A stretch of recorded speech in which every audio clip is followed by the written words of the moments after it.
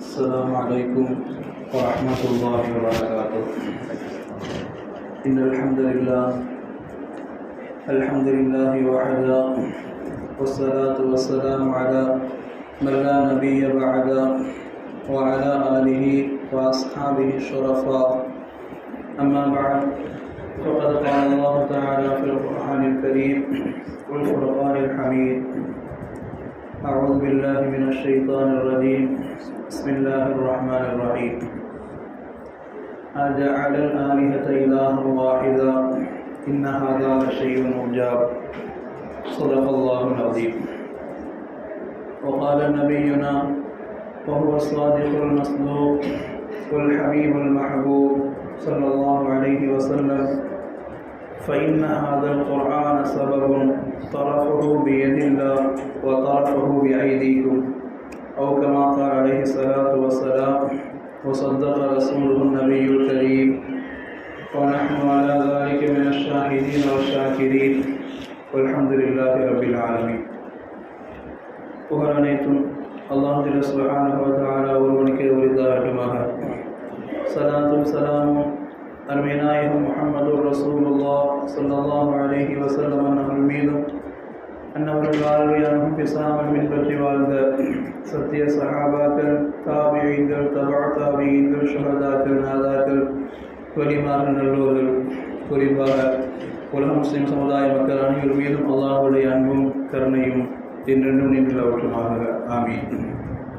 தனி குறித்தான் அவர்கள் அல்லாஹ் ரப்பல் ஆலமீன் குர்ஆன் இறக்கப்பட்ட ஒரு உம்மத்தை, குர்ஆன் இறங்கிய ஒரு நன்னாளில் அல்லாஹ் ரப்பல் ஆலமீன் அந்த மாதத்தில் நம்மை ஒன்று சேர்த்து அருள் வளர்த்திருக்கிறார். அந்த குர்ஆனிற்கு உண்டான நிறைய பெயர்களில் குர்ஆனில் இப்படி அல்லாஹ் ரப்பல் ஆலமீன் சில கூட்டத்தார் சொன்ன பெயர் உண்டு. உலகில் அல்லாஹுவை வணங்க மறந்தவர்கள் அல்லது இணை வைத்தவர்கள், அவர்கள் இப்படி சொன்ன வார்த்தை உண்டு: அஜஅலல் ஆலிஹத இலாஹ வாஹிதா. ரொம்ப ஆச்சரியமாக இருக்குது, எப்படி உலகத்துக்கே ஒரே ஒரு கடவுள் போதும் இவங்க சொல்கிறாங்க அப்படின்னு குர்ஆனை பற்றி குர்ஆனுக்குள்ளே பேசினாங்க. அஜஅலல் ஆலிஹத இலாஹ வாஹிதா, எப்படி அகில உலகத்துக்கு ஒரே கடவுள் போதும்னு சொல்கிறாங்க. நாம் என்ன பகலுக்கு ஒரு கடவுள், இரவுக்கு ஒரு கடவுள், மலைக்கு ஒரு கடவுள், வெயிலுக்கு ஒரு கடவுள், நிறைய கடவுள் வச்சுருக்கிறோம், தேவை நிறைய இருக்குது. இவர்கள் எப்படி அகில உலகத்துக்கு ஒரே கடவுள் போதும்னு சொல்கிறாங்க அப்படின்னு சொல்லி ஆச்சரியமாக கேட்டாங்க. இன்னொரு இடத்துல ஜின் வர்க்கம் கேட்டது: குர்ஆன் அஜபா, நாங்கள் ஒரு ஆச்சரியமான குர்ஆனுடைய வார்த்தைகளை கேட்டோம் என்று ஜின் வர்க்கம் சொன்னது. இன்றைக்கும் உலகளாவிய அளவில் உண்டான மொழி சம்பந்தமான விஷயம், இன்றைக்கும் மத்திய மாநில அரசு முட்டிக்கிட்டு இருக்கிற அளவு தானே. மும்மொழி கொள்கையா, ஒரு மொழி கொள்கையா, இது தேவையா, அது தேவையா, மொழி சம்பந்தமான விஷயம். பொதுவாக ஒரு மொழி, அந்த மொழியினுடைய தேவை அதிகரிக்க வேண்டும். இன்னொன்று, அந்த மொழியுடைய புரிதல் அதிகரிக்க வேண்டும். இன்னொன்று, அந்த மொழியினுடைய சுவை தெரிந்திருக்க வேண்டும். 3 விஷயம் ஒரு மொழிக்கு ரொம்ப பிரபலமாகனா தேவை அதிகமாக இருக்கணும், அந்த மொழியை பற்றின புரிதல் இருக்கணும். இன்னொன்று, அந்த மொழிக்கு நமக்கு உண்டான ஒரு சுவை அது இருந்தால் மட்டும்தான் மொழி வரும். அதனால் இன்றைக்கி நம்ம ஹிந்தி கற்றுக்கோன்னு சொன்னால் தேவையோடு கற்றுக்கிறோன்னு சொல்லி பார்க்குறாங்க. கேட்கறனோன்னு சொல்கிறாங்க, கற்றுக்க முடியாது போடா அப்படிங்கிறான். ஹிந்தி மேலே ஹிந்தி தெரியாது போடா அப்படிங்கிறத ஒரு பெருமையாக சொல்கிறான்னா என்ன காரணம்னா, அவனுக்கு ஒரு மொழியை பற்றி உண்டான ஒரு சுவை இதில் இந்த மொழியில் இருக்குது, இத்தனை வருட காலங்களாக இந்த மொழியுடைய ஆட்சி இருக்குது, இந்த மொழி இந்தந்த சேவைகள் தான் செய்திருக்கிறது என்று சொல்வதற்குண்டான தரவுகள் இல்லை. அதனால் அந்த மொழி யாரிடமும் பிரயோஜனமாக தெரியல. வேலைக்கு போகணும்னு நினைக்கிறவங்க கற்றுக்கிறாங்க, மொழியை கற்றுக்கொள்வதை குர்ஆன் சொல்லுகிறது, பிரயோஜனம் என்று சொல்கிறது. நாம் பேசுகிற தமிழ் மொழி, அல்லாஹ் தமிழ் மொழி 5000 வருஷங்கிறாங்க, 8000 வருஷங்கிறாங்க. தமிழ் மொழியில் நிறைய சுவை இருக்கிறது. அந்த மொழியை பற்றி பேசக்கூடிய வித்தகத்தை பேசணும்னா அவன் பேசுகிற வார்த்தை நமக்கு புரியாது, ஆனால் அவன் அவ்வளோ ரைத்து பேசுவான். இலக்கியத்தோடு ரைத்து பேசுவாங்க. தமிழில் சொல்லுவாங்க இல்லையா, விகட கவி, திரும்ப போட்டால் இங்கேருந்து விகட கவின்னு வரும். தமிழ் நாங்கள் ஒரு புள்ளியுடைய எழுத்தை தொட்டோம்னா மலர்ச்சி, 2 புள்ளிகள் உண்டான எழுத்துக்கள். தமிழை பற்றி தெரிஞ்சவங்க கேசம் தமிழுடைய ஆர்வத்தை அப்படி சொல்லிகிட்டே இருப்பாங்க. எங்கள் மொழியில் என்ன இல்லை, அதனால் நாங்கள் செம்மொழிங்கிறோம். பேச பேச அந்த மொழியினுடைய தேவை இருக்குது, அந்த மொழியினுடைய புரிதல் இருக்குது, அந்த மொழியை கொண்டு லாபம் இருக்குது. அதே மாதிரி குர்ஆனுக்கு அல்லாஹ் ரப்புல் ஆலமீன் இஸ்லாமியர்களாகிய நமக்கு குர்ஆன் அது அடிப்படை மொழி என்று குர்ஆன் கற்றுத் தருகிறது. அதனால தான் குர்ஆனை பற்றி நமக்கு புரியல, ஜின்கள் சொன்னது அஜபை யஹ்தா, அஜபல் குர்ஆன் அஜபை யஹ்தி, நேர்வழியின் பக்கம் அழைக்குகிற அற்புதமான குர்ஆன் என்று, ஆச்சரியமான குர்ஆன் என்று ஜின்கள் சொன்னது. குர்ஆனுடைய சில விஷயங்கள் நான் அப்படி மேலோட்டமாக சொல்லிகிட்டே வரேன். அப்படி கொஞ்சம் சிந்தனை இங்கே இருந்தால் உங்களுக்கு அதனுடைய ஆர்வம் அப்படி உள்ளதில் பதியதனுடைய நோக்கம் என்னென்னா, குர்ஆனுக்குள்ள இவ்வளோ விஷயங்கள் எல்லாம் சும்மா மேலோட்டமாக சொல்லிட்டு போகிறானா, அப்போ குர்ஆனை ஏன் நாம் இன்னும் யோசிக்கவில்லை, ஓதவில்லை, ஏன் நம்முடைய தலைமுறைக்கு கற்றுக் கொடுக்கல அப்படிங்கிற ஒரு சிந்தனை நமக்குள்ளே எல்லாம் தருவான். குர்ஆன் இவ்வளவு அற்புதமாய் அல்லாஹ் ரப்புல் ஆலமீன் நிறைய பேசுகிறான். அது உமர் ரலியல்லாஹு அன்ஹு இஸ்லாத்தை ஏற்றுக்கொள்கிறாங்க. இஸ்லாத்தை ஏற்றுக்கொண்ட உடனே காஃபிர்களுக்கு பொறுக்க முடியல. ஏன்னா இஸ்லாத்தினுடைய மிகப்பெரிய எதிரி உமர் ரலியல்லாஹு அன்ஹு நம்பிக்கொண்டிருந்தோம், அவரே இஸ்லாத்தில் போய் விழுந்துட்டாரே அப்படின்னோன்னு அவரால் தாங்க முடியலை. என்ன செய்யலாம் என்று மக்காவினுடைய ஊர் முழுக்க கூட்டம் போட்டு ஊருடைய மிகப்பெரிய தலைவர்களாக ஒன்று சேர்ந்து ஆய்வு செய்து என்ன செய்யலாம் அப்படின்னு முடிவு பண்ணுறாங்க. முடிவு பண்ணி இருக்கக்கூடிய அத்தனை நகையை ஒன்று திரட்டுங்க. ஏன்னா இதுக்கடுத்து இஸ்லாம் அதனுடைய வளர்ச்சி ரொம்ப வேகமாக இருக்கும். இது வரைக்கும் நம்மோடு உமர் இருந்தார், உமருடைய பயத்தை காட்டி எல்லாத்தையும் தடுத்துக்கிடுந்தோம், உமருடைய வீரத்தை காட்டி எல்லாம் தடுத்துக்கிடுந்தோம். இன்றைக்கி உமர் அவரே இஸ்லாத்துக்கு போய் சேர்ந்துட்டார் அப்படிங்கிற பொழுது நம்முடைய பெரிய கை உடைஞ்ச மாதிரி ஆட்சி அப்படின்னு முடிவு பண்ணி மக்காவுடைய ஒரு 25 பெரும் கூட்டத்தினுடைய தலைவர், அபூஜஹல் போன்று, உத்துபா போன்று, ஷைபா போன்று, வலீது போன்று 25 கூட்டத்தினுடைய பெரும் தலைவர்கள் அவ்வளோ பேர் உட்காந்து முடிவு செஞ்சுட்டு அபூ தாலிபை போய் சந்திப்போம்னாங்க. ஏன்னா அப்போதைக்கு ஒரே நம்பிக்கை அவன் மட்டும்தான். அபூ தாலிப் அவர் இஸ்லாத்தை ஏற்றுக்கொள்ளல, ஆனால் ரசூலுல்லாஹ்வை ரொம்ப பிடிக்கும். இஸ்லாத்தை ஏற்றுக்கொள்ளனா ரசூலுல்லாஹ்வை ரொம்ப பிடிக்கும். அபூ தாலிப் அவர் இஸ்லாத்தை ஏற்றுக்கொள்ளலைங்கிற ஒரே ஒரு சந்தோஷம் நமக்கு இருக்குது. அபூ தாலிபை கையில் வைத்துக்கொண்டு நேரடியாக ரசூலுல்லாஹ்வை சமரசம் பேசுவோம். என்னென்னா, உங்கள் கடவுளை நீங்கள் வணங்கிக்கோங்க, எங்கள் கடவுளை நாங்கள் வணங்குறோம், எங்கள் எல்லைகள் நீங்கள் வராதிங்க, உங்கள் எல்லைகள் நாங்கள் வர டீலிங் பேசுவோம். அதுக்கு இருக்கிற சொத்தை எல்லாம் ஒன்று அப்படின்னு ஒன்று சேர்த்துட்டு 25 தலைவர்கள், மிகப்பெரிய குழுக்களின் தலைவர்கள் எல்லாரும் சேர்ந்து அபூ தாலிப்கிட்ட வர்றாங்க. அபூ தாலிப் வந்து நிற்கிறாங்க. வந்து என்ன சொன்னாங்க, உங்களுடைய முஹம்மது ஸல்லல்லாஹு அலைஹி வஸல்லம் எங்களுடைய கடவுளை அவர் பேசுகிற வார்த்தைகளினால், அவர் எங்களுடைய கடவுளுக்கு ஒன்றுமே இல்லைன்னு சொல்கிற வார்த்தையினால நாங்கள் ரொம்ப பலகீனப்பட்டு போயிட்டே இருக்கிறோம். எங்களுடைய பலகீனத்தின் அடையாளமாய் இப்பொழுது உமர் கூட அங்கேயே வந்து சேர்ந்து விட்டார். அதனால் உங்களுக்கு எங்களுக்கு டீலிங் வேணாம், இனிமேல் எங்களிடம் இருக்கிற எல்லா சொத்து பத்தையும் தந்துடுறோம், மக்கால் இருக்கிற காஃபியர் அப்படியே காஃபியராக விட்டுருங்க, எங்கள் பக்கம் நீங்கள் வராதீங்க, உங்கள் பக்கம் நாங்கள் வரமாட்டோம் என்று சொல்லி ரசூலுல்லாஹ்விடம் அழைத்து போய் டீலிங் பேச போகிறாங்க. அப்போ ரசூலுல்லாஹ் வந்திருந்த எல்லாத்தையும் பார்த்து கேட்டாங்க, உங்களுடைய சொத்து பக்கம் இவ்வளோ தானா? ஆனால் இருக்கிற எல்லாத்தையும் திரட்டி எடுத்து வந்துட்டாங்க, ஒரு முடிவு பண்ணிட்டாங்க, இதுக்கு அடுத்து இவங்களை வளர விடக்கூடாது. கேட்டாங்க ரசூலுல்லாஹ், உங்கள்ட்ட இருக்கிற சொத்து பத்தெல்லாம் இவ்வளோ தானா? எல்லாத்தையும் அள்ளி வளைச்சி கொண்டு வந்துட்டோம். ரசூலுல்லாஹ் சொன்னாங்க, இதை விட 10 மடங்கு நான் தர்றேன், நான் சொல்கிறது நீ செய்வியான்னு கேட்டாங்க. ஊருடைய முழு சொத்து கொண்டு வச்சிருக்கிறாங்க. ரசூலுல்லாஹ் இதை விட 10 மடங்கு நான் தர்றேன், நான் சொல்வதை உன்னால் செய்ய முடியுமான்னு கேட்டாங்க. அபூஜஹலுக்கெல்லாம் அப்படியே பரவாயில்ல, இதோட 10 மடங்கு தர்றேங்கிறாரு, சரி என்ன தான் சொல்கிறார் கேட்டு பார்ப்போம் அப்படின்னு சொல்லிட்டு ரசூலுல்லாஹ் கேட்டால் என்ன தான் நாங்கள் செய்ய நினைக்கிறீங்க? நீங்கள் பேச வந்திருக்கிறீங்க, நீங்களாகிறீங்க, நாங்களாக பேச வந்திருக்கிறீங்க, இஸ்லாத்தை பற்றி அழைப்புக்காக சொல்ல வந்திருக்கிறீங்க. இப்போ என்னன்னா, நீங்கள் வச்சிருக்க சொத்தையோட 10 மடங்கு நான் திரும்ப தர்றேன். சொல்ல போனால் மக்காவுடைய அரபியுடைய ஆட்சி அதிகாரம் முழுக்க உங்களுக்கு நான் தர்றேன் நீங்கள் சொல்கிறீங்களே, அப்படின்னு நாங்கள் சொல்ல வேண்டும் என்று கேட்கிற பொழுது நபிகள் பெருமானார் ஸல்லல்லாஹு அலைஹி வஸல்லம் சொன்னாங்க, கூலு லா இலாஹ இல்லல்லாஹ், இந்த ஒரு வார்த்தையை மட்டும் சொல்லுங்கன்னு நாங்கள் சொல்லலாம்.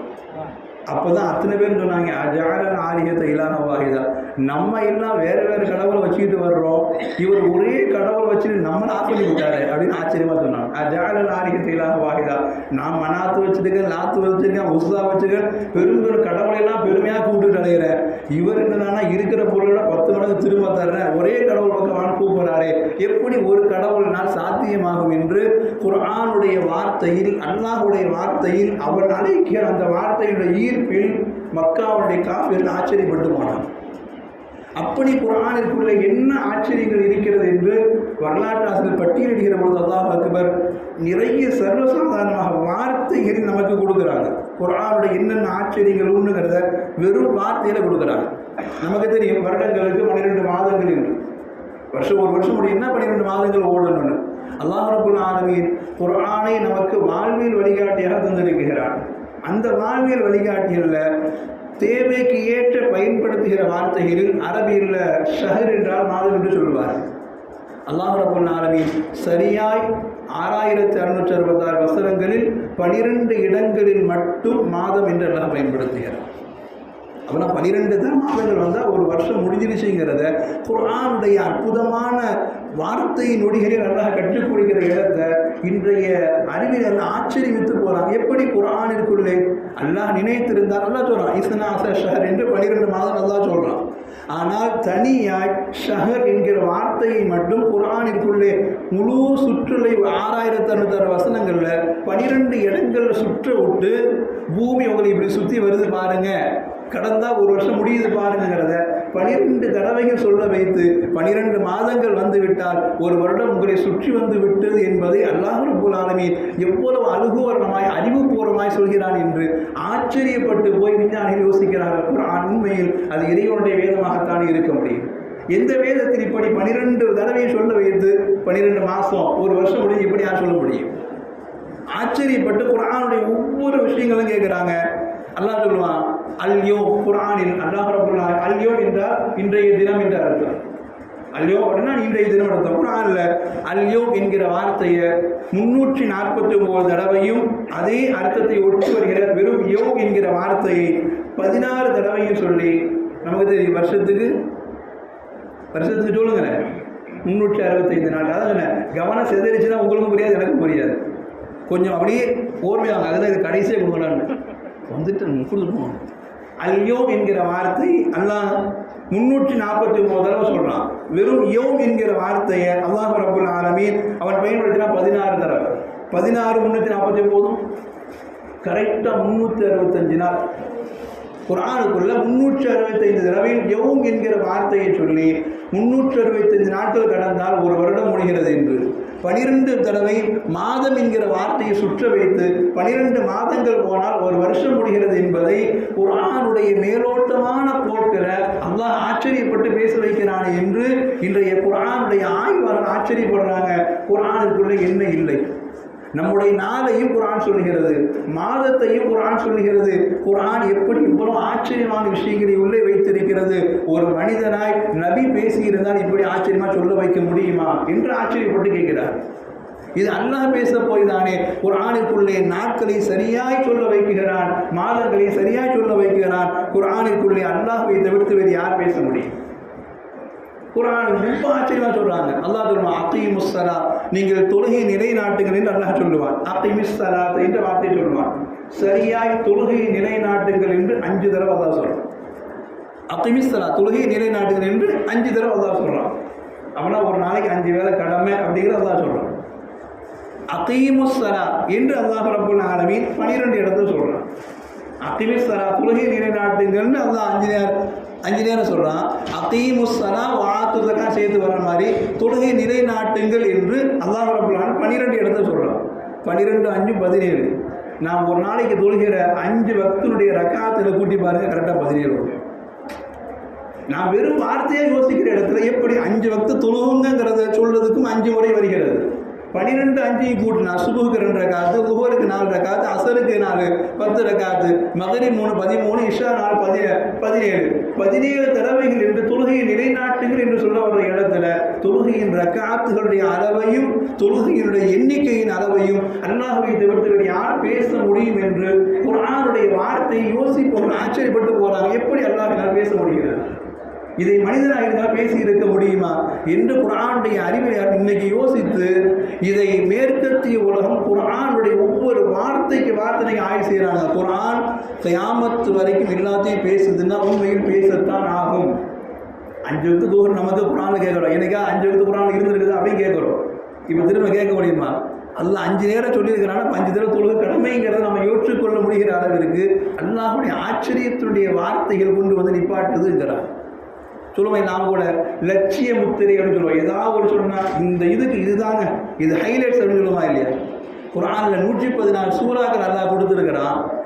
ஆச்சரியமாக சொல்கிறாங்க. 114 சூறாக்களிலேயும் ஒரு ஆயத்தை அல்லது ஒரு வார்த்தையை ஒரு நேரம் சொல்லிட்டான்னா குர்ஆன்ல வேற எங்கேயும் திரும்ப சொல்லவே மாட்டான். அல்லாஹ் 114 சூறாக்கள்லையும் ஒரு வார்த்தை ஒரு இடத்துல அந்த சூறாக்கு பயன்படுத்திட்டான்னா மீதி சூறாக்கள் அந்த வார்த்தையை பயன்படுத்தவே மாட்டாங்க. சொல்லி ஆச்சரியமாக நான் ஓதுகிற அல்ஹம்து சூரா எல்லாருக்கும் தெரியும். அல்ஹம்து மனப்பாடம் யாருமே இல்லை. அல்ஹம்துலில்லாஹி ரப்பில் ஆலமீன் அர்ரஹ்மான் ஓத ஆரம்பிச்சோன்னா ஈய்யாக நஅபுது வ ஈய்யாக நஸ்தஈன். குர்ஆன் முழுக்க தேடி பார்த்தாலும் அல்ஹம்து சூராவை தவிர்த்து வேற எந்த இடத்திலையும் ஈய்யாக நஅபுது வ ஈய்யாக நஸ்தஈன் கிடையாது. இது யாரால் முடியும்? ஃபாத்திஹா சூராவிற்கு தனி சிறப்பு என்ன அப்படின்னா அல்லாஹ் சொல்றான், என்னுடைய வார்த்தை அது. ஈய்யாக நஅபுது வ ஈய்யாக நஸ்தஈன் ஃபாத்திஹா சூராவை தவிர்த்து வேற எந்த சூறாவை வேணா தேடி பார்த்தோம்.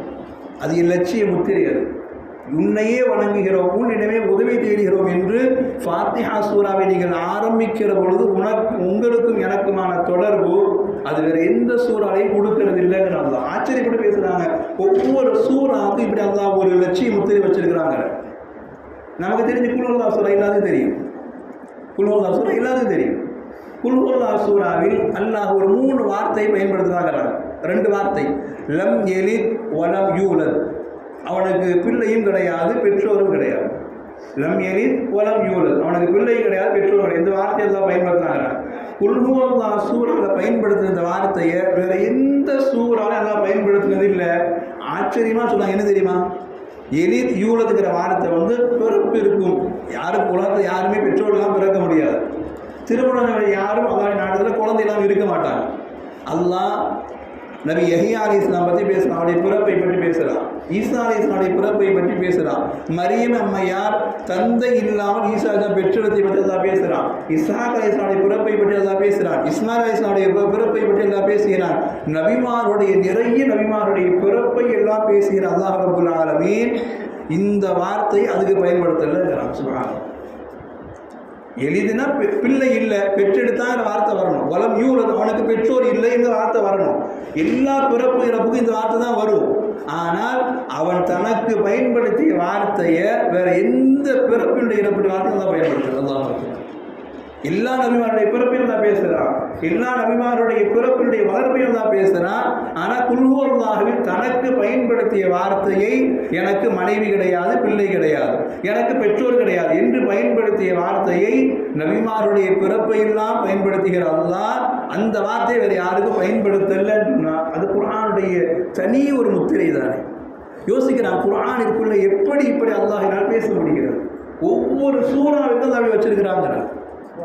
ஒவ்வொரு சூறாவிலும் இன்னா ஆத்தேனா, நான் பெரிய சூறா நமக்கு தெரிஞ்ச பெரிய சூறா யாருக்கோ சூறான்னு நினைப்பாங்க. நமக்கு தெரிந்த சூறாக்கள் சொல்கிறேன். இன்னா ஆத்தேனா கல் கௌசர் வெறும் 10 வார்த்தைனாவது 3 ஆயத்தில் மனப்பாடம் பண்ணிடலாம். இன்னா ஆத்தேனா கல் கௌசர் ஃபஸல்லி லிரப்பிக வன்ஹர் இன்ன ஷானியக ஹுவல் அப்தர். வெறும் 3 வார்த்தையில் ஆயத்தை முடிக்கிறாங்க. 3 ஆயத்து தான், 10 வார்த்தை தான் இருக்குது. ஆச்சரியமாக சொல்கிறாங்க, 10 வார்த்தையில் 5 வார்த்தையை இந்த சூறாவுக்கு மட்டும் அல்லாஹ் பயன்படுத்துகிறான். குர்ஆனில் வேறு எங்கேயும் பயன்படுத்தலைங்கிறான். 10 வார்த்தையில் 5 வார்த்தையை அல்லாஹ் இந்த சூறாவுக்கு மட்டும் பயன்படுத்துகிறான். அஅதைனாக் கல் கௌசர் வன்ஹர் ஷானிஅக அப்தர். இந்த 5 வார்த்தையும் குர்ஆனில் எங்கு தேடினாலும் இந்த சூறாவை தவிர்த்து வேறு எந்த சூறாலையும் கிடைக்காது. அப்படியானால் அல்லாஹ் ரப்பல் ஆலமீன் இந்த சூறாவுக்கு தனி சிறப்பு என்னன்னா சொல்லுவாங்க, இந்த சூறாவுடைய ஒவ்வொரு வசனமும் ராவ முடியும். இன்னா அஅதைனா கல் கௌசர் ரா இருள முடியும். ஃபஸல்லி லிரப்பிக வன்ஹர் இருள முடியும். இன்ன ஷானிஅக ஹுவல் அப்தர் இருள முடியும். 3 இருள முடியும். வெறும் 10 வார்த்தை, அதில் 5 வார்த்தையை தன் லட்சிய முத்திரையாய் இந்த சூறாவை பயன்படுத்துகிறாங்களா வேறு இந்த சூறாவை கொடுக்கறது இல்லைங்கிறான். இப்படி ஒவ்வொரு சூறாவை எடுத்துக்கிட்டாலும் அல்லாஹ்வுடைய வார்த்தை அது அவனால் மட்டும்தான் உபயோகப்படுத்தப்பட்டிருக்கிறது. மனிதனுடைய கைப்பட்டிருந்தால் இவ்வளவு நுணுக்கமாக யாரும் சொல்லி இருக்க முடியாது என்று ஆச்சரியப்பட்டு போய் குர்ஆனுடைய ஒவ்வொரு வார்த்தைக்கு பின்னாலும் அல்லாஹ் அக்பர் நிறைய ஆச்சரியப்படுறாங்க. நான் சொல்ல விகடகவி திரும்ப போட்டால் வரும். அதாவது வெறும் வார்த்தை ஜாலங்களை விகடகவின்னு சொல்கிறோம். குர்ஆன் அல்லாஹ் சொல்கிறான் இப்படி திரும்ப போட்டால் இப்படி வரும்னு சொல்கிறான். குல்லுன் ஃபீ ஃபலக்கின் அல்லாஹ் சொல்லுவோம். ஒவ்வொரு கோளும் அதனுடைய வட்டங்களில் மிதந்து கொண்டிருக்கிறதுன்னு சொல்லுவோம். குல்லுன் ஃபீ ஃபலக்கின் இப்படி போட்டாலும் வரும், குல்லுன் ஃபீ திரும்ப போட்டாலும் வரும். நாமளா விக்கிரக வார்த்தையை சொல்றோம். அல்லாஹ் சொல்றாங்கன்னா அது சுற்றி கொண்டே இருக்கிறதுங்கிறத அவனும் சுத்த விட்டே சொல்றாங்க. குல்லுன் ஃபீ ஃபலகின், அது அப்படியே வான்கோள்ல மிதந்துகிட்டே இருக்குங்கிறத அல்லாஹ் ரிவர்ஸ்ல போட்டு சொல்றான். குல்லுன் ஃபீ ஃபலகின், அது ரிவர்ஸ்ல சுத்தினாலும் மிதந்துகிட்டே வரும். அல்லாஹுடைய அந்த வார்த்தையினுடைய உபயோகங்களை இன்றைய உலகம் அதிசயித்து பார்க்கிறது. குர்ஆன் இவ்வளவு தூரம் உள்ளங்களை ஈர்க்க முடியும் என்றால் ஏன் இந்த சமுதாயத்துக்கு அப்படிப்பட்ட வாய்ப்பு கிடைக்கலன்னு நினைக்கிறார். நீங்க நம்முடைய பிள்ளைகளுக்கு குர்ஆனை ஏதோ கத்துக்கடா, குர்ஆன் தெரிஞ்சா போதும் நீ வாழ்க்கையில் முன்னேறு அப்படின்னு சொல்ற இடத்துல குர்ஆன் சம்பந்தமாக நம்முடைய பிள்ளைகளுக்கு அறிவை வேண்டும் என்று அல்லாஹ்ட்ட கேளுங்க. குர்ஆன் அவ்வளவு அற்புதங்களை வெறும் வார்த்தைகள் அவ்வளவு வச்சிருக்குது. குர்ஆன் முத்தஸிர் சூரா இப்படி தான் சொல்லுவான், வரப்பக ஃபகபிர். நான் உங்களுக்கு புரியுதா சொல்றேன். அப்பா அம்மா சொல்றீங்க, அம்மா அப்பா திரும்ப வரும் அந்த வார்த்தை வராது. ஆனா அல்லாஹ் இந்த வார்த்தை பாருங்க, ரப்பக ஃபகபிர், ரெண்டே வார்த்தை, ரப்பக ஃபகபிர். இந்த ரப்பகங்கிறத திரும்பி போட்டா கபீர்ங்கிறது முன்னாடி வரும். இந்த கபீர்ங்கிறத திருப்பி போட்டா ரப்பங்கிற வார்த்தை முன்னாடி வரும். முன் வார்த்தையை பின்னாக மாற்றலாம், பின் வார்த்தையை முன்னாக மாற்றலாம். ரப்பக ஃபகபிர், இந்த ரப்பக அப்படி திரும்பி போட்டு வந்தீங்கன்னா கபீர்னு வரும், பின் வார்த்தை முன்னாடி வரும். கபீருங்கிற வார்த்தையை திரும்ப போட்டீங்கன்னா ரப்பகங்கிற வார்த்தையை முன் வார்த்தையை வரும். குர்ஆன் அல்லாஹ் அவ்வளவு தூரம் லைக்க தெரிந்தவர்களுக்கு அவ்வளவு அற்புதமாய் குர்ஆனுடைய விஷயங்கள் அல்லாஹ் கொண்டு கொடுக்குறான். குர்ஆன்ல நமக்கு சொல்லுவாங்க இல்லையா, இன்னைக்கு அரபி தெரிந்த பிள்ளை இன்னைக்கு சவுதி போன்ற இடங்கள்ல நாம இன்னைக்கு விளையாடுறோம், தாய் கட்டு விளையாடுறோம். சும்மா இன்னைக்கு நம்ம பிள்ளை நேரம் போறோம்னா சினிமா படம் சொல்லி இந்த எழுத்துல முடிச்சு இந்த எழுத்து சொல்லுகிறோம், பாட்டை படிச்சுட்டு இந்த எழுத்து நீ பாட்டுனேன் இன்னைக்கு பாட்டு போட்டு நடத்தாங்களா இல்லையா. அது மாதிரி இன்னைக்கு குர்ஆனில் இன்றைக்கு அரபிய தெரிந்த ஹாஃபிஸ் பிள்ளைகள் விளையாடுறாங்க. குர்ஆனை தன் ஞானத்தின் மூலமாக விளையாடுறாங்க. அவுதாதா அப்படின்னு நான் தால நிப்பாட்டிட்டேன், அலிஃப்ல நிப்பாட்டிட்டேன்னா அந்த பிள்ளை அப்படியே அலிஃப்லேருந்து எடுத்து போகுது. என்ன எழுத்துல நிப்பாட்டுறோம், எப்படி பாட்டு போட்டி விளையாடுற மாதிரி குர்ஆனுடைய வார்த்தைகள் எங்கே நிப்பாட்டுகிறோமோ அந்த எழுத்துலேருந்து அடுத்த எழுத்து எடுத்து போகுது இன்னைக்கு பிள்ளை. குர்ஆன் அவ்வளவு தூரம் ஒரு விளையாட்டாய் பார்க்கப்படுகிற இடத்துல நம்முடைய அறிவு சம்பந்தமான அத்துணை விஷயங்களையும் அல்லாஹ் ரப்பல் ஆலமீன் குர்ஆனை யோசிக்க யோசிக்க யோசிக்க எப்படி அல்லாஹ் இப்படி பேசி இருக்கிறான் என்று ஆச்சரியப்பட்டு போறான். குர்ஆன்ல ஹூத் என்கிற ஒரு சூரா உண்டு, ரொம்ப ஹூத் என்கிற ஒரு சூரா உண்டு.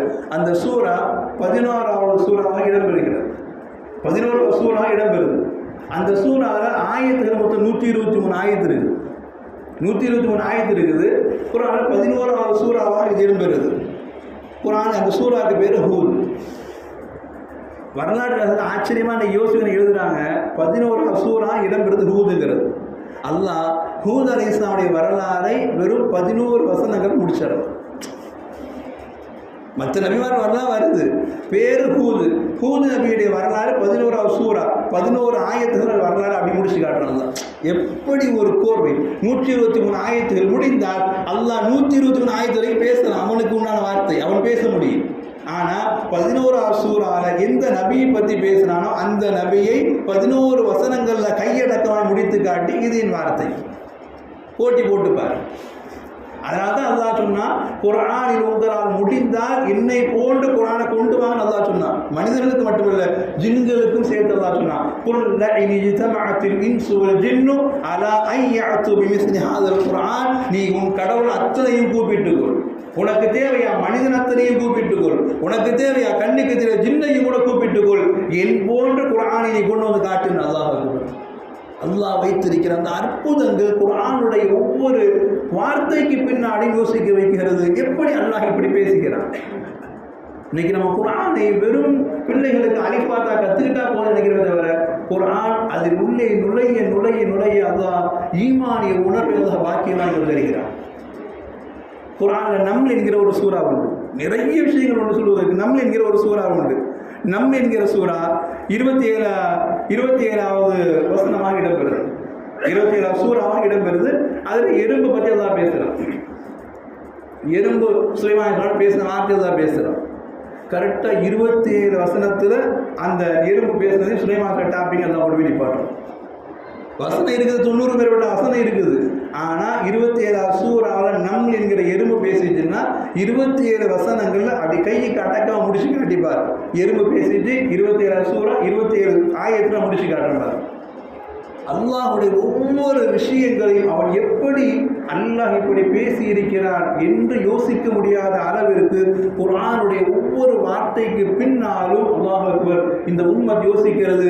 ஏன் அறிஞர் பெருமக்கள் தடுமாறுகிறார். இன்னைக்கு நாம் சொல்லுவோம் இல்லையா, குழந்தை பிறப்புல அல்லாஹ் அக்பர், இன்னைக்கு நிறைய சினிமாக்கள் கூட இன்னைக்கு குழந்தை பிறப்புல செயற்கை கருத்தரிப்பு பக்கம் போகாதீங்க நிறைய வலியுறுத்துறாங்க. இன்னும் ஒரு 10 வருஷம் போச்சுன்னா குழந்தை பிறப்பு இயற்கை என்பதை மறந்துடுங்க, செயற்கை தான் உண்டாக்குற மாதிரி ஒரு சூழலுக்கு வந்துடும்னு இன்னைக்கு நிறைய சொல்லி காட்டுறாங்க, நிறைய சொல்லி காட்டிட்டு இருக்கிறாங்க. பொதுவாக அந்த குழந்தை பிறப்பினுடைய அடிப்படை என்ன தேவைங்கிறத அவனுக்கு கிட்டத்தட்ட ஒரு 100 ஆண்டுகளுக்கு மேலே ஆய்வு செஞ்சுட்டே இருக்கிறாங்க. ஆனால் இப்போ சமயத்தை பக்கத்தில் தான் கண்டுபிடிச்சானுங்க. இந்த குரோமோசோம் என்கிற ஆணுக்கு பெண்ணுக்கு 23 ஸ்டெம் செல் இருக்கணும் அப்படின்னு கண்டுபிடிச்சாங்க. அந்த 23 ஆணுக்கு 23 பெண்ணுக்கு 23 46 செல் இருந்தால் தான் குழந்தையுடைய ஜீன்கள் பாதுகாக்க முடியும், டிஎன்ஏ எடுக்க முடியும், அதிலிருந்து அவருடைய நோயிலிருந்து பாதுகாக்க முடியுங்கிறதெல்லாம் கிட்டத்தட்ட 1902 1905 தான் கண்டுபிடிச்சாலும் போடுறாங்க. 1902 வால்டர் சட்டர் அப்படிங்கிறவரும் தியோடர் அப்படிங்கிற 2 பேரும் சேர்ந்து தான் இப்படி ஒரு செல் இருக்குது, ஆணுக்கு பெண்ணுக்கு 23 செல் இருந்தால்தான் குழந்தை பிறப்புங்கிற சாத்தியமாகும் அப்படிங்கிறதையெல்லாம் இப்போ ஒரு 100 ஆண்டுகளுக்குள்ளாக கண்டுபிடிச்சிருக்கிறாங்க. ஆனால் இந்த விஷயத்தை குர்ஆனோடு ஒப்பிடுறாங்க. குர்ஆனில் எங்காவது அல்லாஹ் பேசியிருக்கிறானா, குர்ஆனில் எங்காவது அல்லாஹ் இப்படி 23 செல் இருக்குன்னு பேசியிருக்கிறானா அப்படின்னு ஆச்சரியமாக தேடி தேடி தேடி ஒரு கிட்டத்தட்ட ஒரு 4 இடங்கள்ல அல்லாஹ் பேசுறான். அல்லாஹ் அக்பர், எண்ணிக்கையை வச்சு துல்லியமா அல்லாஹ் பேசுறான், எண்ணிக்கையை வச்சு துல்லியமா அல்லாஹ் பேசுறான். விஞ்ஞானம் அதிசயித்து நிற்கிறது. அல்லாஹ் அக்பர், இது எப்படி இறைவனுடைய வார்த்தை இல்லாமல் இருக்க முடியும்? ஆணுக்கு 23 செல் இருக்கணும், பெண்ணுக்கு 23 செல் இருக்கணும், இருந்தால் மட்டும்தான் குழந்தை உருவாங்கிறத அல்லாஹ் ஒரு 4 இடத்துல நிறைய பேசுறான். நான் ஒரு 4 இடங்களை உங்களுக்கு புரிவதற்காக சுட்டி காட்டுகிறேன். அல்லாஹ் ரப்புல் ஆலமீன் அவன் முஃமினூன் சூரா என்கிற சூறாவில் அல்லாஹ் பேசுவான். மனிதனுடைய பிறப்பை பற்றி அல்லாஹ் பேசுகிறான். பிறப்பை பற்றி அல்லாஹ் பேசுகிற பொழுது சும்மா கலக்கனன் நுத்ஃபத அலகத்தன் அல்லாஹ் சொல்றான், சும்மா ஜஅல்நாஹு நுத்ஃபதன் ஃபீ கராரின் மக்கீன், நான் உங்களை பாதுகாப்பான ஒரு இடத்தில் அவனை இந்திரிய துளியாக தாயின் கருவறையில் சேர்த்து வைத்தோம் என்று அல்லாஹ் பேசுகிறான். பேசிட்டு அடுத்த வார்த்தை அல்லாஹ் சொல்லுவான், சும்மா கலக்கனன் நுத்ஃபத அலகா, அந்த தாயின் கருவில் சேர்க்கப்பட்ட அந்த இந்திரிய துளியை நான் இரத்த கட்டியாக மாற்றினேன், அந்த இரத்த கட்டியை சதை கட்டியாக மாற்றுகிறேன், அந்த சதை கட்டியை நான் எலும்புகளாக மாற்றுகிறேன், அந்த எலும்புகளுக்கு மேல் தோலை போர்த்துகிறேன் என்று அல்லாஹ் பேசி 3வது வசனத்தை அல்லாஹ் சொல்லுவான், சும்மா அன்ஷஅனாஹு ஹல்கன் ஆகர், பின்பு நான் அவனை இன்னொரு படைப்பாக மாற்றுகிறேன். விஞ்ஞானம் ஒத்துக்கொள்கிறது. பிள்ளைங்க தாயின் கருவில் தங்குகிற பொழுது இரத்த கட்டியாக இருக்கும்போது அது யாரும் தெரியாது, சதை கட்டியாக மாறும் பொழுது யாரும் தெரியாது, எலும்பாக வருகிற வரைக்கும் யாருன்னு தெரியாது. எலும்புகளுக்கு சதை போர்த்தப்பட்ட பின்னால் தான் அது என்ன உருவமாக மாறுகிறது என்பதை அல்லாஹ் முடிவு செய்கிறான் என்று விஞ்ஞானம் சொல்லுது. இதில் ஆச்சரியம் என்னன்னா, இந்த வார்த்தையை எண்ணி பார்த்தோம்னா சரியா 23 வார்த்தை இருக்கு. விஞ்ஞானம் அதிசயித்து நிற்கிறது.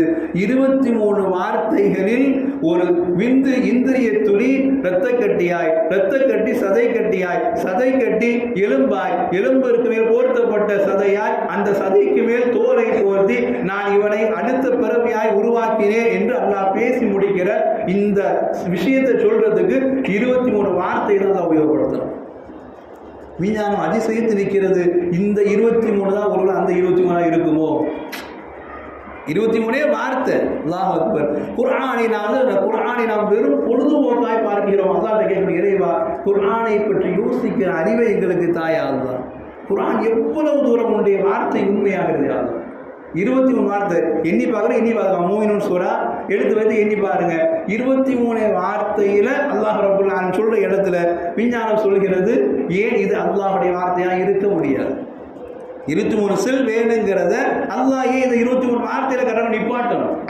அவன் சும்மா நிப்பாட்ட தேவையில்லை. அவன் நினைச்சிருந்தா 2 வார்த்தைன்னு நீ சொல்லலாம், அவன் நினைத்திருந்தால் 10 வார்த்தைன்னு சொல்லலாம், அவன் நினைச்சிருந்தா 50 வார்த்தைன்னு சொல்லலாம், அவனுடைய வார்த்தை. ஆனா எண்ணி அளந்து எடுத்து 23 வார்த்தையில கொண்டு நிப்பாட்டுறான்னா 23 செல் தேவைங்கிறத அல்லாஹ் பதிவு பண்ணியிருக்கிறாங்க. இது ஒரு இடம். 2வது இடம் நான் ஓடுகிற சஜிதா சூரா அல்லாஹ் சொல்றான், சும்ம ஜஅல நஸ்லஹு மின் சுலாலத்தின் மின் மாஇன் மஹீன். அல்லாஹ் சொல்றான், இவர்களை நான் படைத்தது என்பது அல்லாஹ் சொல்றான், அவனுடைய சந்ததியை நழுவுகிற லேசான அற்பமான தண்ணீர்லேருந்து படைத்தேன் நல்லா சொல்கிறோம்.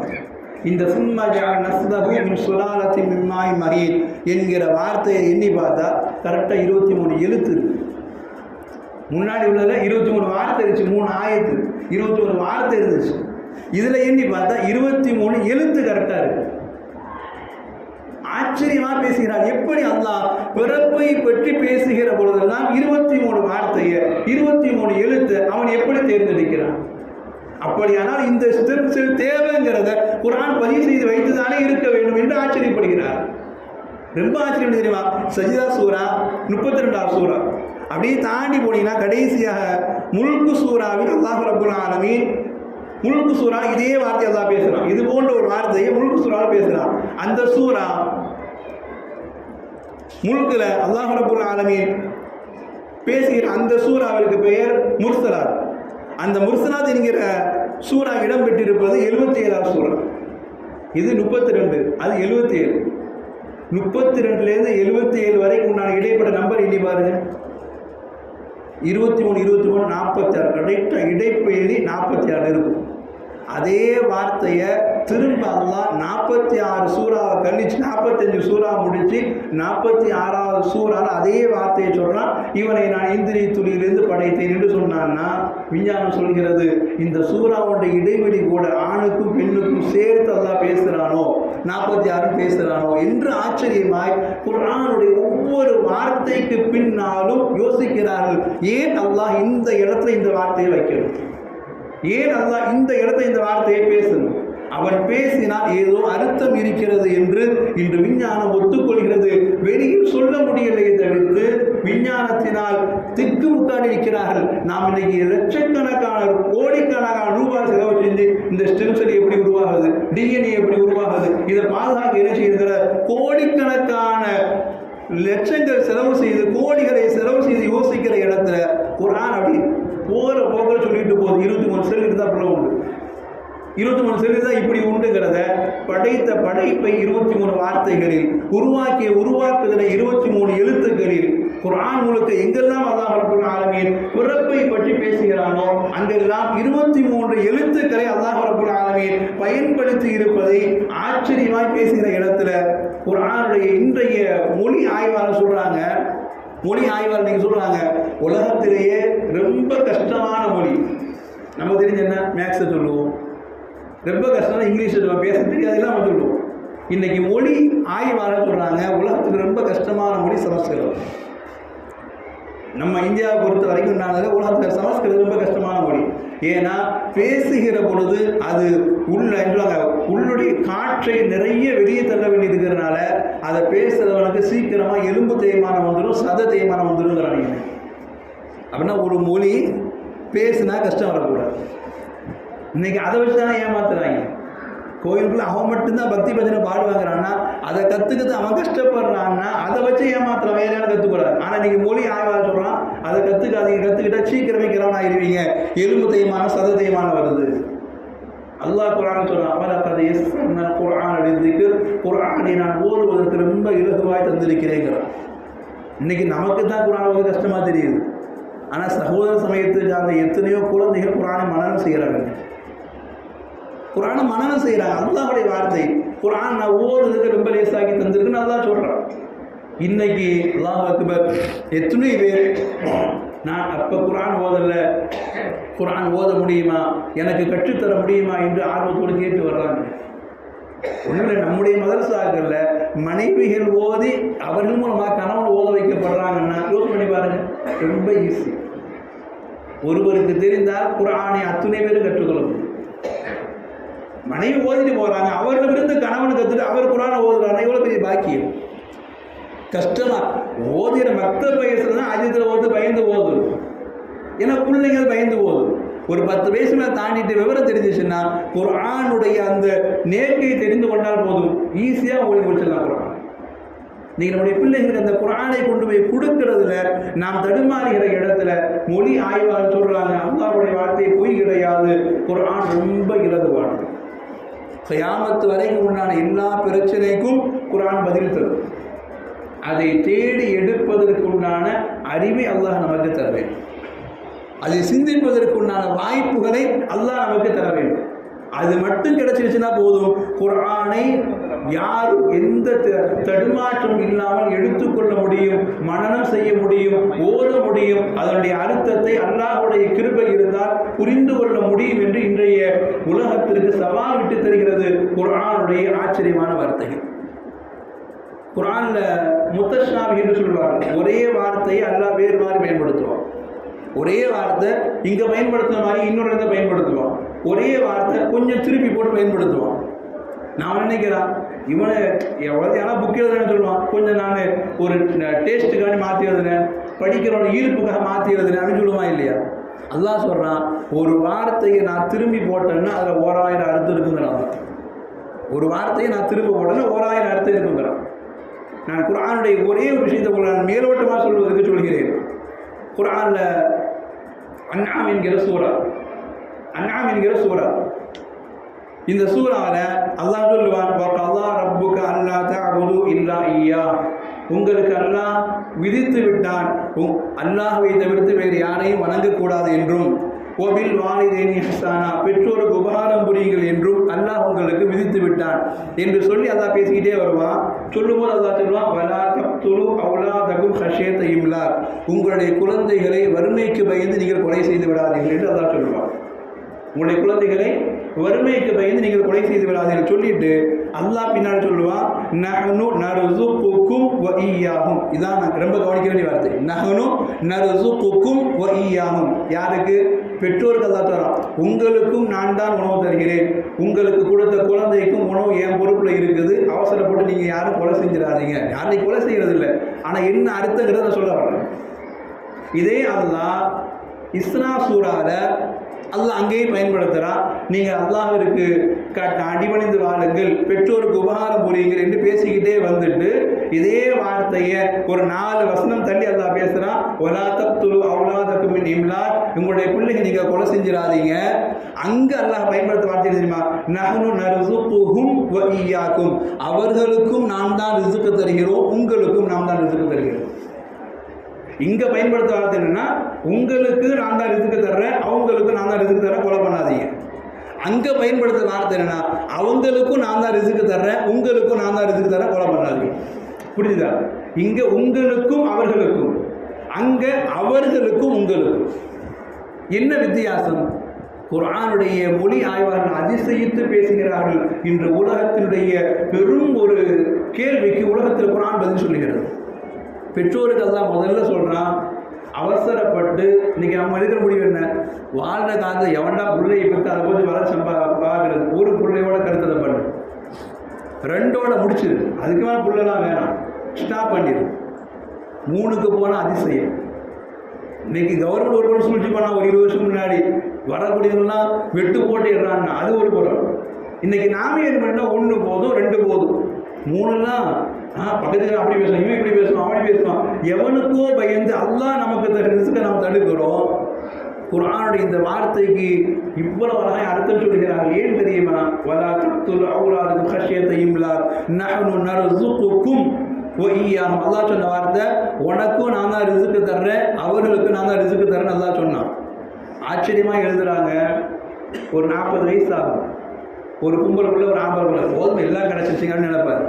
40 வயசு இருக்காகும், திருமணம் முடிஞ்சு பையனை பொண்ணை கரையேற்றி விட்டுருப்பார். பையனுக்காக தாம் தூண்டு எல்லாம் கடன் வாங்கி எல்லாம் செலவு பண்ணி ஒரே பையங்க ஊரே மெச்சிருவா கல்யாணம் பண்ணுங்க அழகி வைப்பார். கல்யாணம் பண்ண 2ஆவது மாதத்தில் அப்பொண்ணும் கிடையாது, நான் பிள்ளைங்க கிடையாது போயிடுவோம். கடன் அடைக்க வழி தெரியாமல் இவர் நடு ரோட்டில் நிற்பார். அதான் பாதுகாக்கணும். ஒருவேளை தலையெழுத்து மாறி போய் பிள்ளை மூத்தாய் போச்சு, அல்லாஹ் கேட்குறானே தெரியுமா? நான் உனக்கு தலையெழுத்து வச்சிருந்த 3ஆவதை நீ பெற்றெடுத்திருந்தால் உன்னை கண் கலங்காமல் பார்ப்பதற்கு அவன் இருப்பான். வாழ்க்கையை யோசிச்சு பாருங்க. குழந்தை இழந்தவர்களுக்கு அல்லாஹ் இப்படி ஒரு தலையெழுத்தை வைத்திருந்திருக்கலாம். இன்னைக்கு யார் அல்லாஹ் சோதனை பாதுகாத்து. எனக்கு இருந்தே ஒரே பிள்ளைங்க, அல்லாஹ் ஒரு பிள்ளையை தூக்கிட்டாங்க, இருந்திருக்காது. 2ஆவது கொடுத்திருப்பான், 3ஆவது கொடுத்திருப்பான்.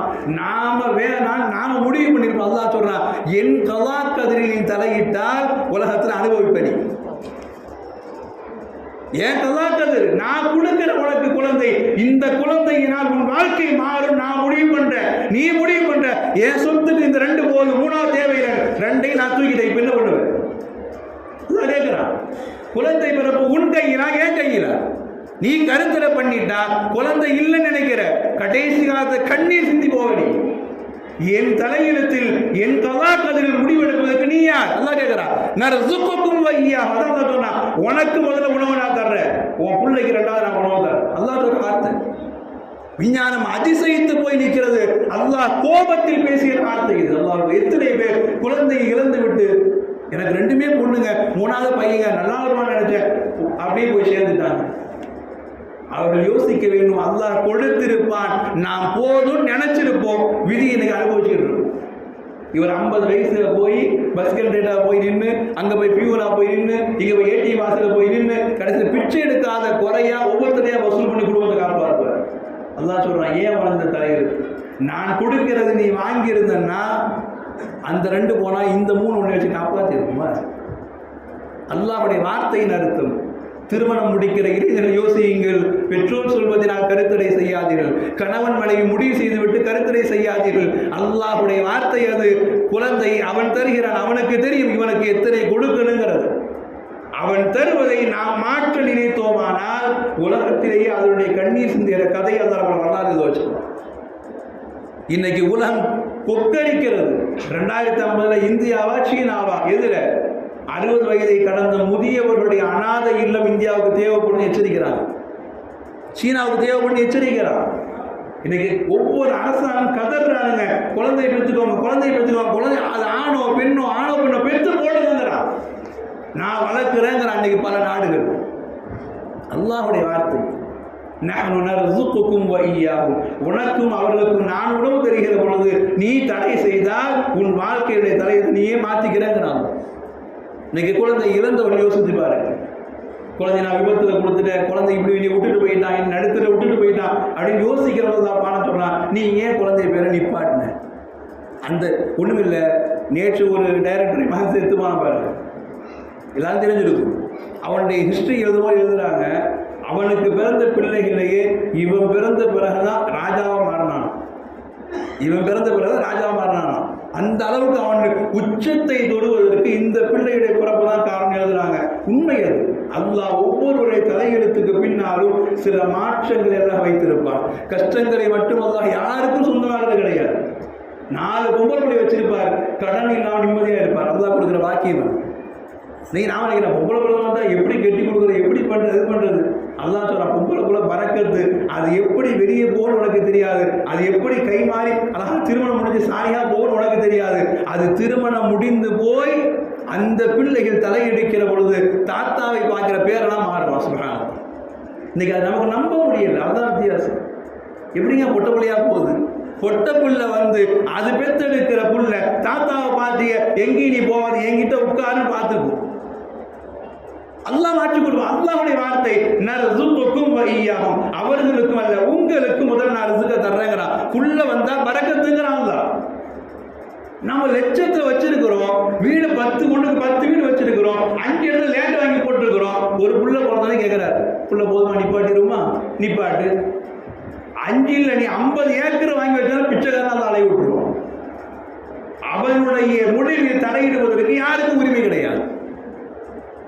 2வது ஒரு வார்த்தை அல்லாஹ் சொல்றான் பாருங்க. நான் சொன்ன அடுத்த வார்த்தை அல்லாஹ் சொல்றான், இங்கேயும் பெற்றோரை பிள்ளைகளை பற்றி அல்லாஹ் பேசிட்டே வர்றான். பேசிட்டே வந்து அல்லாஹ் சொல்றான், நஹ்னு நர்சுக்குஹும் வ இய்யாக்கும். இங்க சொல்றான், அவர்களுக்கும் நான் ரிஸ்கை தருகிறோம், உங்களுக்கும் நான் ரிஸ்கை தருகிறோம். என்ன வித்தியாசம் தெரியுமா? முதல்ல சொன்னது பெற்றோர்களை சொன்ன அல்லாஹ், பிள்ளைய வேணா நிப்பாட்டாத, நீ கை செய்தப்படுது. இப்ப பிள்ளைக்கு அல்லாஹ் பாடம் சொல்றான். இது எப்படி சொல்றாங்க? குர்ஆனை ஆய்வாளர் சொல்றாங்க, பெற்றோரை பற்றி பேசின அல்லாஹ், தன்னை வணங்குகிற பேசிய அல்லாஹ் அங்க நேரடியா வந்தா குழந்தைய கொலை பண்ணாங்க வந்தான். இங்க அல்லாஹ் சொல்றான், உன் பெற்றோருக்காக நீ துஆ செய்கிற பிள்ளையாய் மாறு என்று அல்லாஹ் சொல்கிறான். ரப்பிர்ஹம்ஹுமா கமா ரப்பயானி ஸகீரா, உன் பெற்றோருக்காக துஆ செய்கிற பிள்ளையாய் நீ மாறு என்கிறான் அல்லாஹ். அப்படி உபதேசம் செய்துவிட்டு அல்லாஹ் பிள்ளைக்கு சொல்ல வர்றான், நஹ்னு நர்சுக்குஹும் வ இய்யாக்கும், வயசான காலத்துல பெத்தவனை கஞ்சிக்கு அலைய விடாத, நீ தெருவில் நிப்பேங்கிறான்.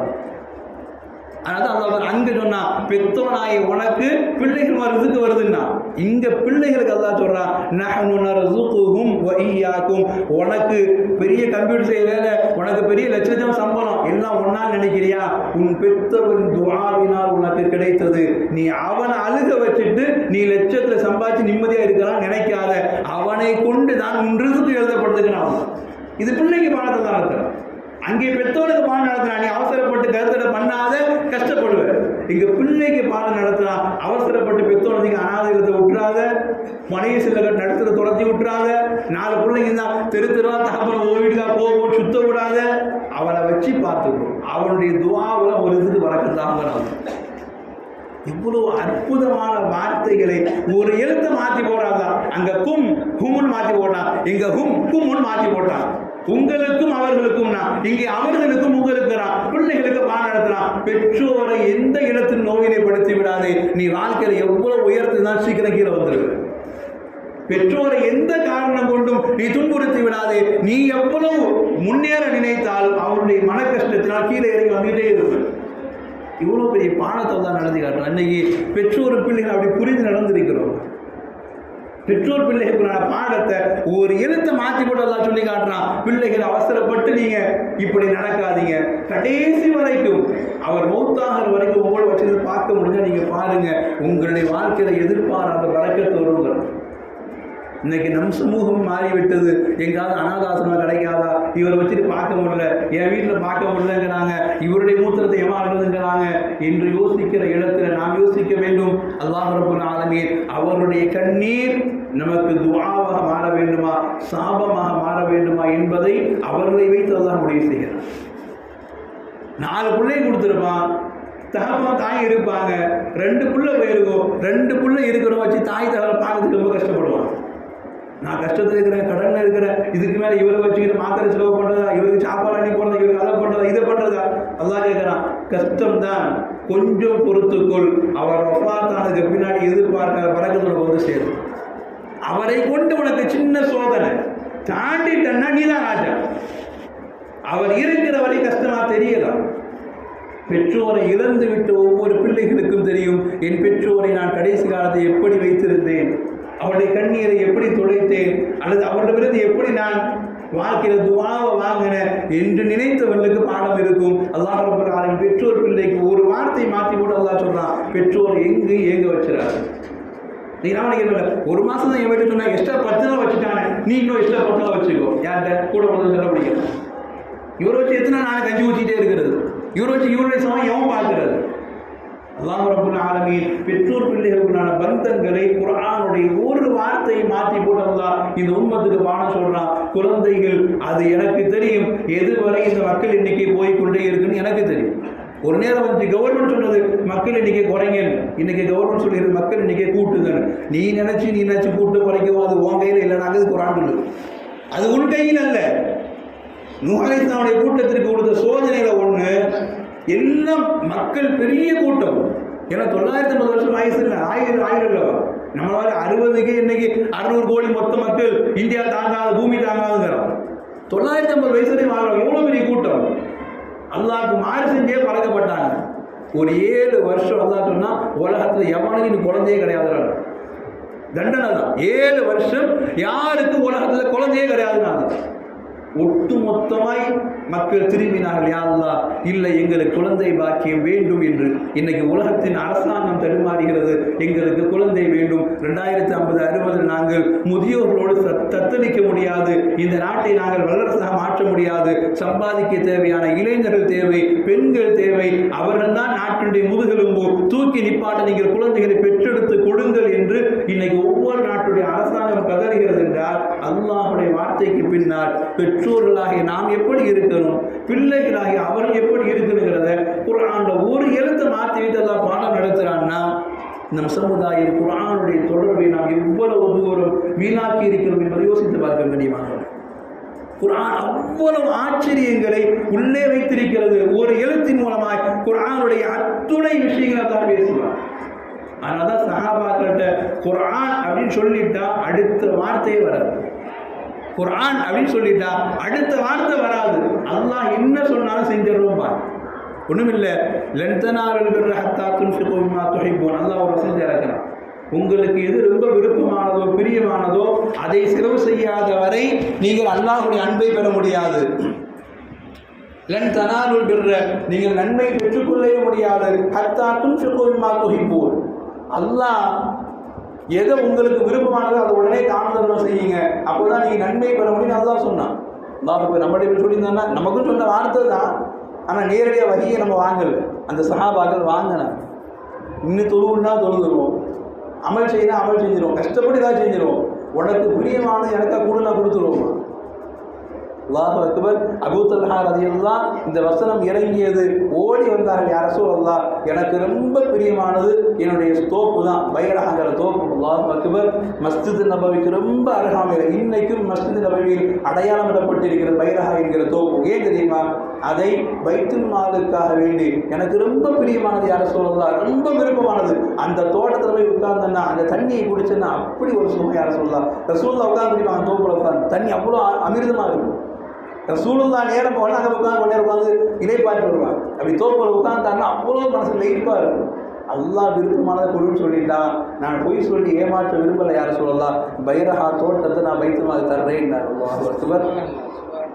அந்த குர்ஆன் அவர்களை அப்படி பக்குவப்படுத்தியதனால்தான் குர்ஆனுடைய மேன்மை தெரிந்த சஹாபாக்களுடைய உயர்வை அல்லாஹ் நம்மை பேர சொல்கிறார்.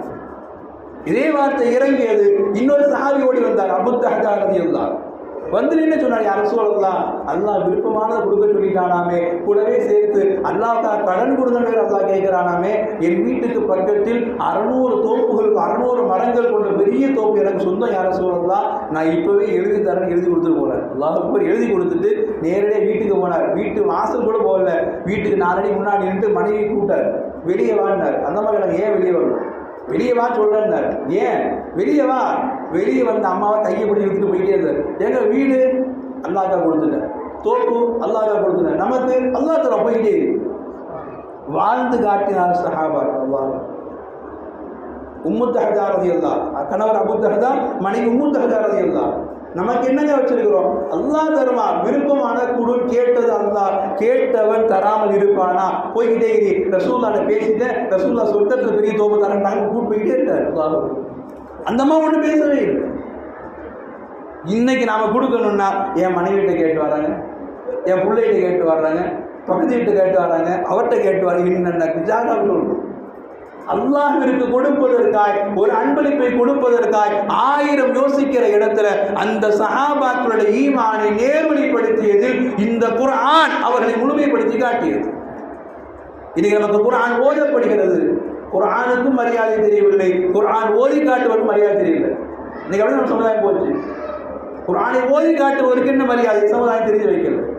ரசூலுல்லாஹ் சொன்னாங்க, இந்த குர்ஆன் தனிமையில் வைத்து ரசூலுல்லாஹ் சொன்னாங்க, தனிமையில் வைத்து நீண்ட சொன்னாங்க, இந்த குர்ஆனை இந்த உம்மை சாதாரணமாக எடை போடுகிறது. ரசூலுல்லாஹ் அபஷிரு சும்மா அபஷிரு, நீங்கள் சுப செய்திக்கு மேல் சுப செய்தியை பெற்றுக் கொள்ளுங்கள். அலைஸ தஷ்ஹதூன அல்லா இலாஹ இல்லல்லாஹ் வ அன்னி ரசூலுல்லாஹ், நீங்கள் அல்லாஹ் ஒருவன் நான் ரசூல் என்று ஏற்றுக்கொண்ட உம்மத்து தானே கேட்டாங்க. ஆமா யா ரசூலுல்லாஹ் சஹாபா. அடுத்த வார்த்தை ரசூலுல்லாஹ் சொன்னாங்க, நீங்கள் தெரிந்து கொள்ளுங்கள், அல்லாஹ் ரப்பல் ஆலமீன் ஃபஇன்ன ஹாதல் குர்ஆன சபபுன், உங்களுக்கும் எனக்குமான தொடர்பு இந்த குர்ஆனில் இருக்குது. நாங்கள் சொல்றோம். இன்னைக்கு குர்ஆனை ஓரம் கட்டி வச்சுட்டு நான் அல்லாஹ்வை நேசிக்கிறேன், ரசூல் நேசிக்கிறேன்னு சொல்றோம். ரசூல் சொன்னாங்க ஃபஇன்ன ஹாதல் குர்ஆன் சபபுன், நம்முடைய ஈமானுக்கு அல்லாஹ் ரசூல்னா யாரும் தெரியறதுக்கு குர்ஆன் வேணும். உனக்கும் எனக்கு, உங்களுக்கும் எனக்கும் ஈமான் இருக்குது. அந்த ஈமானுக்கு அடையாளம் குர்ஆன். சொல்லி ரசூலுல்லாஹ் ஏன் தெரியுமா? தரஃபுஹு பியதில்லாஹ் வ தரஃபுஹு பிஐதீக்கும், நீங்கள் எப்பொழுது குர்ஆனை பிஸ்மில்லாஹ் என்று தொடுகிறீர்களோ ஓதுகிறீர்களோ அதனுடைய ஒரு புறம் உங்கள் கையில், அதனுடைய மற்றொரு புறம் அல்லாஹ்வுடைய கையில் இருக்குது. நாம் சொல்றோம், நாம் குர்ஆனை ஓதுகிற பொழுது கேட்கிற பொழுது அந்த குர்ஆனுடைய தொடர்பு எங்கே? ரசூல் சொன்னாங்க, நமக்கு தெரிந்த சுவர் இருக்கிறது, மேலே வானம் இருக்கிறது. இல்லை, நீ ஓத ஆரம்பித்தால் ஒரு கையில் உன் பிடி, மறு கையில் அல்லாஹ்வுடைய பிடி அது இருக்குது. குர்ஆன் உன்னுடைய ஈமானுக்கு உத்தரவாதமாக சொல்லுவாங்க. குர்ஆன் அல்லாஹ் ரசூலுடைய நேசத்துக்கு உத்தரவாதமாக சொல்லுவாங்க. இன்னைக்கு குர்ஆனை நமக்கு அப்படி யோசிக்க தெரியாததினால்தான் குர்ஆன் ஏதோ பிள்ளைங்க கற்றுக்கிட்டு போறாங்க. குர்ஆனை கற்றுக்கிட்டா அவன் கல்யாணத்தில் தானா ஓதிக்குவான். குர்ஆனை கற்றுக்கிட்டா ஏதோ நல்லது தானே. குர்ஆனை கற்றுக்கொள்வது மட்டுமல்ல, குர்ஆனுடைய ஒரு சின்ன ஒரு வார்த்தை கூட நம் வாழ்வினுடைய ஈமானுடைய அஸ்திவாரத்துக்கு அடையாது. இந்த வசனம் இறங்குகிறது. இப்னு உமர் ரலியல்லாஹு இந்த வசனத்தை ஓதிக்கிட்டு இருக்கிறாங்க. லன் தனாலுல் பிர்ர ஹத்தா துன்ஃபிகு மிம்மா துஹிப்பூன். ரசூலுல்லாஹி கிட்ட ஓதுற சஹாபாக்கள் வேறு. இங்கே இப்னு உமர் ரலியல்லாஹு தனிமையில் உட்கார்ந்து ஓதுனாங்க. லன் தனாலுல் பிர்ர ஹத்தா துன்ஃபிகு மிம்மா துஹிப்பூன். நீங்கள் விரும்பிய பொருளை அல்லாஹ்வுக்காக கொடுக்காத வரை நீங்கள் நன்மை பெற்றுக்கொள்ள மாட்டீங்கன்னு சொல்லி அப்படி திரும்பி பார்த்தாங்க. பக்கத்தில் தன்னுடைய அடிமை இருந்தாங்க, ருமைஸா ரலியல்லாஹு, அடிமை பெண். அப்படி திரும்பி பார்த்தோம்னு சொன்னாங்க, உலகத்தில் எனக்கு அல்லாஹ் அடிமைகளை உன்னை ரொம்ப பிரிமையான அடிமை ஆக்கியிருக்கிறான். நான் ஓதுறேன், உனக்கு பிரியமானது அல்லாஹ் கொடுக்கணும்னு நன்மை கிடையாதுன்னு சொல்லியிருக்கிறான். நான் உன்னை அப்படியே உரிமை எடுக்கிறேன், நீ என்னோடு போயிடுன்னு நான் சொன்னான். அடிமை தான் காசு கொடுத்து வாங்கி வச்சிருக்கிற அடிமை குர்ஆனை ஓதுறாங்க. திரும்பி பார்த்தாங்க, விருப்பமான பொருள் கொண்டு அல்லாஹ் உரிமை எடுத்த போமான்னு. இந்த ஒரு பக்குவத்தை குர்ஆன் நம்முடைய வார்த்தையிலும் வாழ்க்கையிலும் கொண்டு வந்து சேர்ப்பதற்கு தான் ரமலானில் அல்லாஹ் குர்ஆனை இறக்கி வைத்தான். ஏன்னா மற்ற மாதம் ஜும்மா வரலாம் நம்ம வரமாட்டோம். மற்ற மாதம் வரத்துக்கு எங்கள் ஜும்மா வரதுனால கடைசியாக வரும். ஆனால் ரமலான் என்கிற பொழுது இந்த உம்மத்திற்கு ஒரு கண்ணியம் தெரிகிறது. இந்த உம்மத்திற்கு ஏதோ ஒரு அல்லாஹுடைய அச்சம் வருகிறது. அதனால ரமலான்ல குர்ஆனை கொடுத்து அல்லாஹ் சொன்னா, இந்த ரமலானுக்கு எப்படி கண்ணியம் தருகிறீர்களோ காலம் முழுக்க உங்களோடு இருக்கிற குர்ஆனுக்கு கண்ணியம் கொடுங்கள். ரமலான் 30 நாட்களை விலகி விடலாம், 29 நாட்கள் வரையும் போகலாம். குர்ஆன் நீங்கள் மௌத்தாகிற வரைக்கும் உங்களோடு இருக்க போகிற குர்ஆன். அந்த குர்ஆனோடு நீங்கள் கண்ணியம் கொடுத்தால் ரமலான் இருந்து உங்களை என்ன நேர்வழிப்படுத்துமோ, ரமலான் இருந்து உங்களுக்கு என்ன சந்தோஷத்தை தருமோ, ரமலான் இருந்து உங்களுக்கு என்ன வெற்றியை தர வேண்டுமோ அத்துணை வெற்றியையும் சந்தோஷத்தையும் நிம்மதியையும் இந்த குர்ஆன் உள்ளே வைத்திருக்கிறது என்கிற அற்புதமான பாடங்களை அல்லாஹ் ரப்பல் ஆலமீன் நமக்கு உணர்த்தி காட்டுகிறான். நாம் அடைந்திருக்கிற இந்த பாக்கிய மிகுந்த ஒற்றைப்படை இரவுகளில் நமக்கு அல்லாஹ் நிம்மதியை தந்து அருள்வாளிப்பானாக. நாம் தேடுகிற லைலத்துல் கத்ரை அடைந்துவிட்ட பாக்கியத்தை அல்லாஹ் நசீபாக்கி தருவானாக.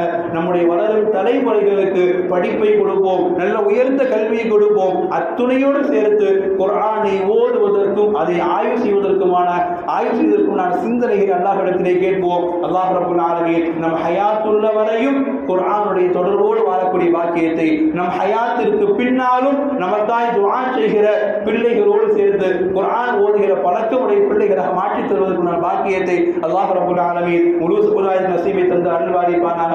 பேசியவும் எனக்கும் கேட்ட உங்களுக்கும் அல்லாஹ் ரப்பல் ஆலமீன் குர்ஆனை முழுமைப்படுத்துகிற குர்ஆனோடு நம்முடைய வாழ்க்கையை பின்னி பிணைத்துக் கொள்கிற தௌஃபீக் அல்லாஹ் நசீபாக்கி தந்து அருள்வாளிப்பானாக. وآخر دعواهم أن الحمد لله رب العالمين والسلام عليكم ورحمة الله تعالى وبركاته.